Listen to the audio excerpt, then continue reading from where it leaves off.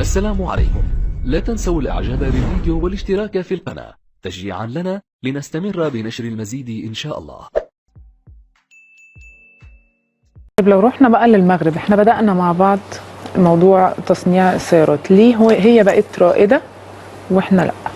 احنا بدأنا فعلا في تقريبا نفس التوقيت مش كده؟ يعني سنة 59 المغرب بدأت ومصر بدأت في نفس التوقيت يعني. اللي عطلنا احنا المغرب اشتغلت على ترسيخ الصناعة واشتغلت يعني هي بدأت برضو صناعة تجميعية، واحنا بدأنا صناعة تجميعية.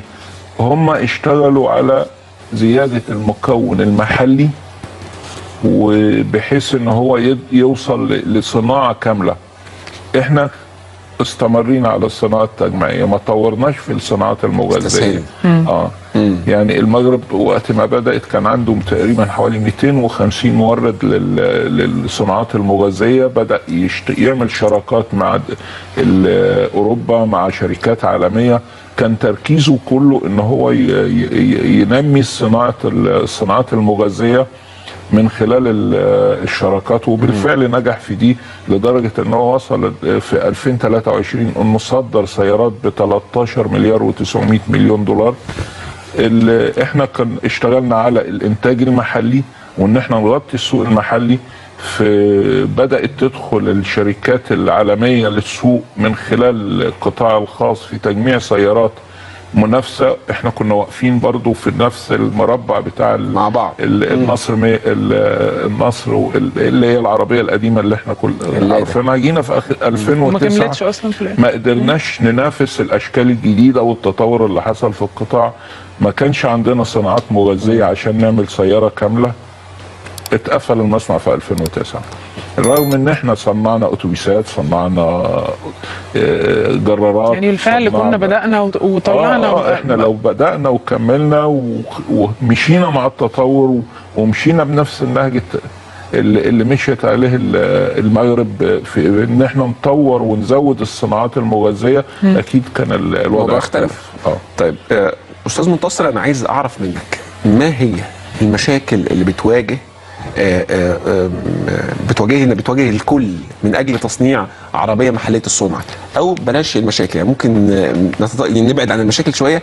امتى ممكن نقول والله احنا بيئه مناسبه لصنع عربيه محليه تقدر تنافس المنتج الاوروبي او المنتج الصيني اللي بقى يغزو البلد، وكمان ممكن نصدر زي ما عملت المغرب، نستفيد من اخطاء الماضي ونتعلم من اللي عمله الاخرين؟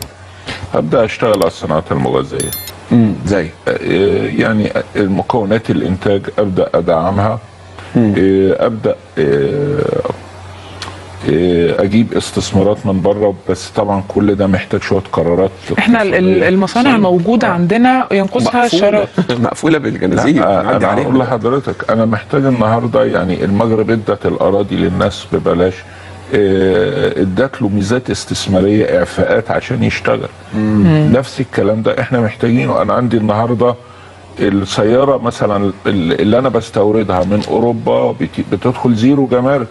عندي سيارات تانية بتدفع جمارك كامله، زي السيارات الكوريه، زي السيارات اليابانيه. طيب النهارده انا لو حبيت اجيب سياره من كوريا اصنعها، او سياره من الصين اصنعها، او سياره مثلا من اليابان اصنعها، فانا هدفع جمارك على مكونات الانتاج نفسها. هي مش كبيره، جمارك مثلا من 5 ل 7%، بس في لما بتجمع رقم كبير جدا في مع المنتج الكامل. هبقى استفدت ايه؟ يبقى بطبيعه الحال انا اجيب السياره معفيه زيرو جمارك ارخص، فمش هدخل في الصناعه دي. نفس الكلام في السيارات الكهربائيه. السياره الكهربائيه النهارده بتدخل زيرو جمارك، مكونات الانتاج بتاعها بتدفع جمارك. فهل ده طبيعي؟ لازم الغي، مش منطقي اصلا. لازم الغي الجمارك، لازم اخفف الضرائب على الصناعه، بحيث ان انا في الاخر اوصل لمنتج يتصدر. لما ابدا اصدر انا هعوض اللي انا شلته ده كله اضعاف الاضعاف من خلال العمله اللي هرجعها لاصلها تاني.